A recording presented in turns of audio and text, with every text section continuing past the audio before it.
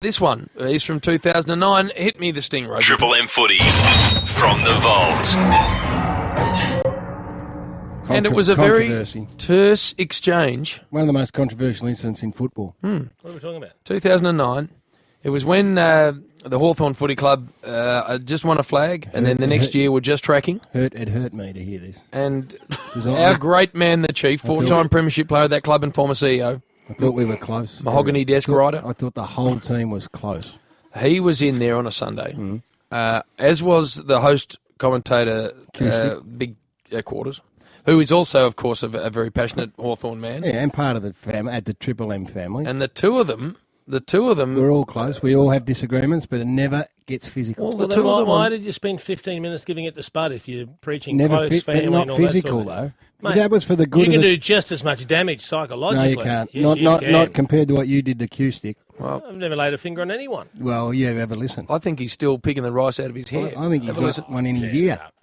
Can you clarify your statement, please? Why is the future of Trent Croad we read in more the and more paper cloudy? again this morning that he's 6-8 weeks away. Is he going to play this year? I hope so. I can't categorically. Okay. Well, why are you having a go at me? I said, is he going to play? Because what you are doing. I said his future is becoming more and more clouded. And I just asked you the question. Shut up for a minute. I asked you the question. And I'm trying to answer it, and you won't shut up. All you are doing is facilitating rumour mongering. It is an injury that you cannot put a set number of weeks on. But having said that, Q, if you'd done your research like a good journo, you would know that he hasn't had any setbacks along the way whatsoever. He is back running, and it is going well. I asked you the question. His future is becoming more and more clouded. It's not. And I asked you, will he play this year? And you couldn't say yes or no. That's not his future. His future's not what one is his bloody future year. then? It is not one bloody year. This is exactly what Channel 10 do. This is sensationalism, Q. You're talking shit is what you're doing right now. Don't swear on air. I'm You're better telling than you, that. you're talking shit. Don't swear on air. You're better than that. No, you shut up and listen instead of talking Don't shit. speak to me like that. Well, then I won't talk to you. Get out of the box. Will do. I will not work with someone like that. Get out of the box right now. Go on, nick off. Just throwing a whole tray of food on me. A whole tray. Nick off. I'm not working with those. Shut up. Get out. Shut up. Steve-O, Get out. That is unacceptable behaviour. Shut up. Get out, Jason. while these That is guys are going at it, disrespectful. Steve-O, 2 weeks fried rice across Hawthorn have been going all right at the moment. They've won 4 of their last 5, 9 of their last... Stop whining. 9 of their last 11 matches interstate. Do you, with all of the injuries that the players are coming back in and things going well, think that they will win over in Adelaide today? I think they will. I know the Chief is a little bit worried about the game. Very worried about I'm struggling to keep a straight face. There's Nassi Gareng just flown across the box. There was a bit going on. Maybe he was just being antagonistic. So, a bit of fun, Q, please. Come on, Chief. that's disgraceful. You roast him.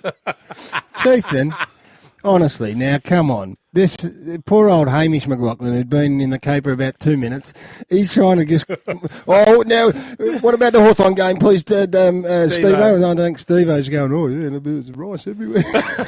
Nassi Gareng flying everywhere. Unbeknownst to any of us, the CEO, our esteemed leader, Ben Mafia, is in the back of the box. Would you? While it all happened. He witnessed. He thought it was some of the best theatre Did he he's ever take action seen. against you? No, why? Well, you've really assaulted a fellow. Assaulted. Hey, our issue. You assaulted him with a whole tray of Nassi Gareng. It was a No, it wasn't. couple of spoonfuls of rice. No, I heard Q say you threw a tray on him. And Garry. Do you know what it was, Gary? It was Nassi the Gareng, remote- You know the apparently. little noodle box You squares that you get? and you don't ever order small. They come in one size. You don't. You order monster tub. They come in one size, and you know I must be upset if I'm going to give away food. A little bit left in the bottom, and I just got rid of it. Eased it onto him. Get out of the box, I heard. I did. Disrespectful. Get out of the box. I tend to agree with. And Did you exit on the back of his demand that you exit, Chief? No, Q left. Oh, he left. Well, and after that, and how did it resolve itself? Because I would imagine, if I was Ben, that you'd have to call some sort of mediation. The cold front definitely moved. Mediation. Get him in the room. Once again, for the very thing that you were just calling Jim and I tools about before, Gary, Yes. you're talking absolutely. I want to know how it was resolved. It didn't need a resolution. What, so Q just said, oh, well, all's fair in Nazi and war? Did he? We went about our business, mate. Chief. So is it still a bit frosty between you and Steve? No.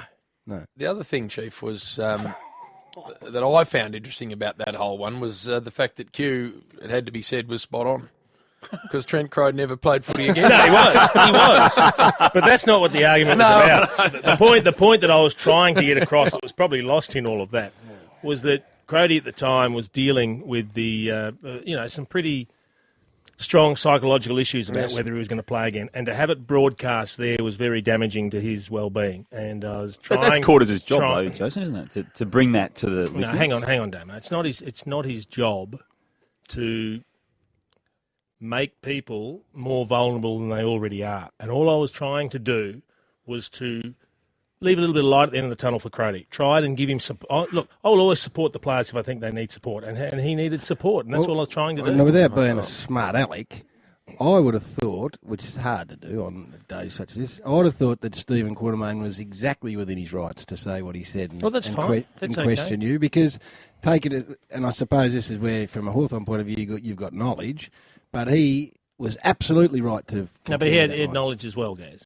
And we'd been having ongoing discussions about it. Maybe I didn't know the context.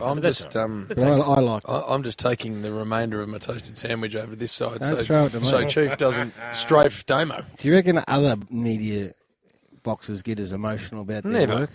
Because they just don't want the conflict. Vanilla. They don't like conflict. Bland. We love it. 9 to 5. And let's get this out in the Flat open lining. too, Gaz. I'm not suggesting I was in the right in that exchange. But we all know that in the spirit of things, we make the odd mistake. You going to Fonzie it? Did you Fonzie it? I was. What's that mean? I was. Did you apologise, just as a matter of interest? No, we did. We kissed him. I kissed and made up. Okay. So you accepted the responsibility? Yeah. Okay. That's what I was wanting to get to. But inbox violence, Garry, is not new to Triple M. I worked on a Saturday afternoon on the other side of the ground years ago where Chief picked the fossil up, chair and all, and deposited him upside down in the corner of the room. The ABC box, you talk about earnest people. Back then, I don't know who they were, but they hadn't laughed in 15 years. They were staring through the box at the Chief picking fossil up by the chair and turning him over in the corner. But that's good.